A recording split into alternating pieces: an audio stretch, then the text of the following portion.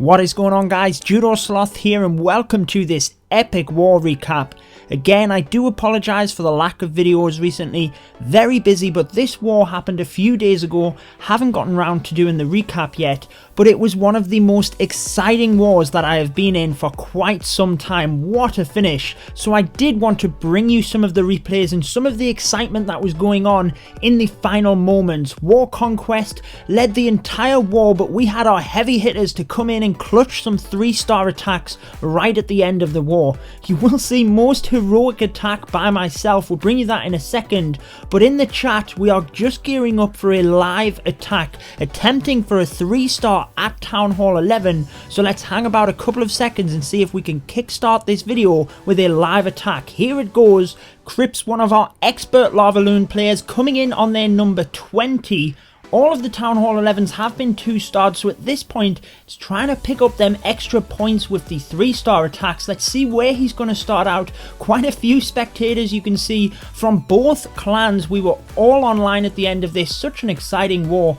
Coming in with a balloon at the top and setting off an air mine. Very good in terms of scouting the base. You will have seen my video a couple of days ago just talking about making sure you're watching the replays of previous attacks. It can be very helpful, guys. So a couple of balloons coming in, taking out that defense so that the baby dragons can start a little bit of a funnel, and then we're coming in, jump spell, accessing that area where the enemy archer queen, the inferno tower, eagle artillery and 2 air defense are situated. So we will get quite a lot of value from this kill squad. You will see the enemy CC coming out as well. We can take them down, and I just want you to observe the brilliant placement of that jump spell to access both compartments. Coming in with a Go Bull LaLoon attack, enemy CC is going down quick. A rage spell and the Grand Warden's ability will help push our troops forward, take down all of them objectives, and then not messing around, bringing the Lavaloon portion in down from the south so that we can take out that compartment as the Lava Hound cuts across it towards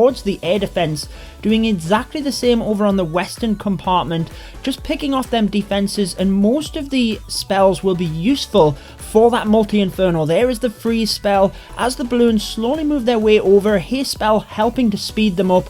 That is going to go down, and then there's only really this wizard tower which can do splash damage on our balloons, but a haste spell will help speed them up, along with a couple coming in towards the arch towers at the back with another haste spell, and this base has been absolutely wrecked. We even have a 3rd haste spell for the back end here. Absolutely crushed it, and that final balloon on the archer tower. So very nicely done by Crips. Such a great attack. I loved the kill squad and how effective he was coming through and getting all of them objectives. You will see there is a sneaky Tesla over here in the corner, which the balloons are going to have to move slowly across to. I'm sure that was just an oversight and he'd saved a balloon or two for that. And although it is a method to waste time and try and get you to run out, I don't think it's going to be a factor because we have a few lava pups knocking around the base, a few archers that were sprinkled in, and we still have close to a minute remaining in order to clean up the rest of these buildings. So a great attack by Crips. That will put us 2 points in the lead, with War Conquest still having 2 attacks, but they were from the same player, so we weren't sure whether he was or wasn't going to attack. It was a bit of a nail biter, but we were pretty confident at that point we had it. This guy was going to have to be a real hero and pull off 2 3-star attacks, and I believe it was their number 15. But it was a very exciting war, watching some of these attacks towards the end. Let's bring you a couple of the other Town Hall 11 3-star attacks we had. I'll just bring you my attack first. I was a Town Hall 10 attacking up to 2-star one of the Town Hall 11s. That frees up some of our attacks with our harder hitters in order to risk it for the 3 stars in the end, and that is actually what makes the difference in these wars. So let's just congratulate Crips on that nice attack, and then we will move forward, show you my attack before our other Town Hall 11 3 stars. And shortly after Crips' attack, War Conquest congratulated us on the win. They realised their 15 wasn't going to attack. Massive respect to them because this was a very exciting war. They are always the best when 2 clans are battling it out head for head, really working as a team in order to get that victory. So let's move on to my attack, and I have to say, although it's listed as the most heroic, it certainly was not. Some of the guys pulling off the 3 stars were just amazing, but we'll get to them in a second. Starting out my attack down in the south with a queen walk. If you haven't seen my guide for this strategy, I'll link it in the top right. But basically what I'm doing against these ring bases is using a queen walk to break that ring, reinforcing that with bowlers as she moves around, and then we can break the entire ring and make an access to the core, where I then have my Valkyries to take out the town hall and help get the 2 stars. So you do have to be very patient with the queen walk, just making sure that you're monitoring her health, using the rage spells as necessary. As she approaches the enemy king here, we will use a poison spell just to slow him down. I do have to be a little bit wary of the Inferno Tower, which he's going to be approaching, because that will stop the healers from having that healing effect. So I do bring in the bowlers to try and help get these defenses down and get to that Inferno Tower. Now, when I first scouted this base, I assumed I would be able to hit the Inferno Tower from here, but it is just 1 tile out of range. It's not going to be the end of the world, because the queen is going to move out of that Inferno Tower range and become healed again. So I have the rage spell there ready to help build that up, and then I just have to use the jump spell to access the core. Notice how I keep it to the left so that the Valkyries won't be encouraged into the compartment with the air defense, because I want them to get into that town hall and get it down as soon as possible. I don't want them to mess around taking other buildings. I want that town hall down because I can make sure I get the 50% around the side of the base as well. So you will see that the town hall goes down, we easily pick up the 50%, and it's just a case of waiting out the raid in order to get as much percentage as possible. So a nice raid as a town hall 10. I'm actually a town hall 11, but I've just moved there, still have all town hall 10 troops. So effectively this is a town hall 10 attack against them town hall 11s. Very nice in terms of getting the 2 star, especially against them ring bases, and it does help allow your town hall 11s to attack for the 3 stars. So let's check out a couple of them attacks right now. Now, I first just want to quickly blast you through this attack. This is by Dan, who is another one of our expert Lavaloon attackers. You can see he got the 3 star in that second attack, but the first one is in 99%. So close, and you will be just as upset as we were when you see how close this is. So we're starting out with a queen walk, using the rage spell in order to keep her alive, and the Grand Warden there as well, just to give her that boost in health. And you can see how most of the base is pushed out to the side here with all of them wall junctions in order to stop you getting into the core of the base. So Dan brings bowlers and witches along in order to move around the entire outside of the base, take all of this out, and he also has Valkyries. Now he has them 2 jump spells to help the Valkyries get into the middle, but the clan castle troops pull his bowlers and the queen into there instead, so that's not going to be an issue. It just means that they take out the core and he brings the Valkyries around the side. So they start taking out all of the buildings and defenses on the side, but you will see this Expo is absolutely shredding them. They just about move out of range with a couple of them left, and as they move around the base, you will see that the troops from the middle are distracting the defenses, and it allows the Valkyries to just run through and take them out. We then have a mass of troops with the witches continuing to spawn the skeletons to overrun the rest of these defenses because there's no splash damage left. They take out this entire corner, and then it is going to be a race around the base. The king and Pekka go one way, Valks and the queen come another. Who is going to get there first? We have the Expo and the gold storage. Queen's ability is popped, that takes down the Expo. We just have this gold storage which is getting surrounded from every single angle. It's getting taken out, and look at the health on it. Oh, it is so agonizingly close. Literally 1 more millisecond and we had that 3-star attack. So very unlucky by Dan, but you will see that he pulled out the 3-star on that second attack, so we will go and check that out. Coming forward with his Lavaloon, very obscure base coming in from the west here, using the king first just to tank and the wall breakers to open up this compartment. Now I'm assuming he wanted the queen to go in, take out that air defense and even the Inferno Tower, but it doesn't quite go to plan. The king runs back out and starts taking out the buildings. The queen continues to walk around the side of the base, but that's not going to be an issue for Dan. Sometimes you do have to adjust on the fly, and he does that very well in this raid. So the king and queen abilities have been used. We just have that Penta Lavaloon composition in order to finish off this base. The attack starts from the southeast side, bringing in lava hounds towards the air defense, sprinkling in balloons towards each defense along with the Grand Warden, and he also brings a lava hound in from the northeast towards the air defense up there.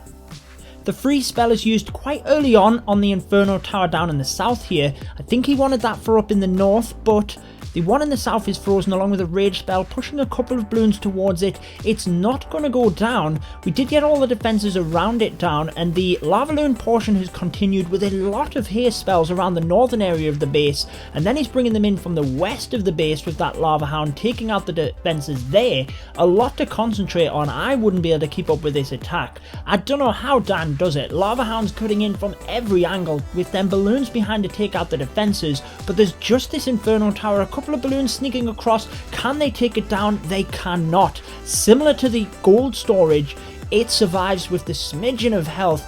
We have the Grand Warden and the King over here taking out a couple of troops. The last balloon falls, so we just have lava pups, a builder hut in the corner. We have certainly a lot of troops to take down that Inferno Tower, but it's just as to whether they swarm the Inferno Tower or whether they move over in drips and drabs, because clearly it can take out these lava pups quite quickly. Now, I was watching this attack live along with half of Red Elite. We were cheering for the lava pups to get over there and take the Inferno, but they all got shredded. And then the Grand Warden goes and does this. Start shooting the wall for the King. I mean, just fly over there and take the Inferno Tower out. We were all on the edge of our seats, just holding us for suspense because time was running out. Just about takes it down. The King moves across. The Grand Warden then clutches it and takes out the Inferno Tower. At least it didn't start shooting at the skeletons because we would have run out of time. But anyway, 3 stars achieved. Great attack by Dan. And let's move on to another, which again includes the Bowlers and Valkyries. So my guide, which I talked about earlier, is actually a Town Hall 11 guide. I used it as a Town Hall 10 because clearly it still works. But as a Town Hall 11, you can push and get the 3 stars with this strategy. Couple of minions, especially on the army camps, are very good for helping to create the funnel. Gets that happening, and then the Queen is going to move down across this western side. A giant was used at the bottom just to lure the clan castle since it was easy to do so. That means that we don't have to deal with them later. We can draw them across to where we're doing the Queen walk, and it's quite easy to take them out whilst we have the healers on the Queen. Poison spell obviously helps with that, and we're continuing to use the rage spells just to help the Queen move through this area. Taking out the Eagle Artillery, that will be a big help. Now, the good thing about having the Grand Warden with the Queen as part of her charge is you get 2 get out of jail for free cards. Not only do you have the Royal Cloak to turn the Queen invisible and allow the healers to boost her up in health, you can do exactly the same with the Grand Warden's ability. So once we know where the Queen is going, we clearly can see she's walking in an anti-clockwise direction on this base. We can reinforce the Queen and Grand Warden with the King and Bowlers. That means that we have a huge army walking around the side of the base. The Grand Warden and the Life Aura is very helpful in this. Rage spells help to power them through, and then we just have the Valkyries in order to take out the core. So you have your 2 separate armies. One to walk all the way around the side. The Bowlers are very good for that, bouncing across a couple of buildings in front, and then the Valkyries to come to the middle. The wall breakers were used alongside the rage spell earlier to create that gap, with the jump spell providing access into the town hall and the 2 infernos. The Valkyries come, one of the Bowlers decides to come and help with that rage spell to help take them down quickly. They then jump back out, take down the enemy Queen, and they can take a few extra buildings with that. So very effective. It means that the Bowlers have plenty of health along with the heroes and the healers there with them. The defenses around the side tend to be kind of the weaker defenses, if you will. The strong ones, the 2 Inferno Towers, often you'll see the Expos in the middle as well. They'll all be in the centre of the base. That's where the Valkyries can get in and take them out. And it means that the Bowlers tend to not have too much of an issue getting through the defences around the side. It is more a factor of time with this attack strategy. Very good 2-star, very solid 2-star, which you saw earlier. You can use it as a Town Hall 10, but as an 11 you can see here that you can press through and take down them ring bases. So another very nice 3-star attack. Let's move on to the next one, and we're moving back towards a LaLoon attack. Another very obscure base. This one is by Tiny, another one of our brilliant 3-star attackers. You'll see him on my channel quite regular, using the baby dragons to help create a little bit of a funnel. And then the Grand Warden is also very good at creating a funnel as well, because he does stand a bit further back, doesn't take any damage. You can allow him to take out a couple of buildings and then he'll just reinforce your heroes as you bring them in. He's coming in from the south here, enraging his kill squad because he's going to get a lot from this area. He takes down an air defense, the enemy clan castle and the enemy archer queen, and he's able to take down obviously a good chunk of defenses around this area as well. From this point he's just going to let the dust settle, monitor the attack very closely, make sure he's watching his hero's health, and then move on to the Lavaloon portion. So he's coming in from the west hand side, Lava Hound in first and then sprinkling the balloons in. Notice how he targets the archer towers first. They're the defenses which are going to shoot at your balloons. Anything that targets air, you want to target them first, because the balloons can then slowly move over the cannons and mortars, things like that, which aren't going to affect them. Very important freeze spell onto the multi-inferno, and then the haste spell pushes the balloons over the top of it to get that down quickly, because you don't want it shredding through your balloons. We still have a couple of lava hounds alive, but check this out, that single balloon to distract the air sweeper so that the entire group can move forward, take it down with the help of that rage spell, and then as they move through this big clump of defenses, we really just have this inferno tower to worry about. We have a second freeze to counteract that though, just as these balloons finish off the final few defenses. One group moving across that might just about take it out. We still have a lava hound that isn't popped, but there are a couple of air skeletons on it. You will see we're going to rely on the second group of balloons to come over, take out that final defense, and then it's just down to clean up. We have lava pups surrounding the base, and these air skeletons are going to do us a favour and pop our lava hound. So I hope you enjoyed that war recap. Great win for Red Elite and such an enjoyable war. Make sure to subscribe to my channel for lots more Clash of Clans content. I've been your host Judo Sloth, and until next time, peace out guys. Stay tuned for more Clash of Clans.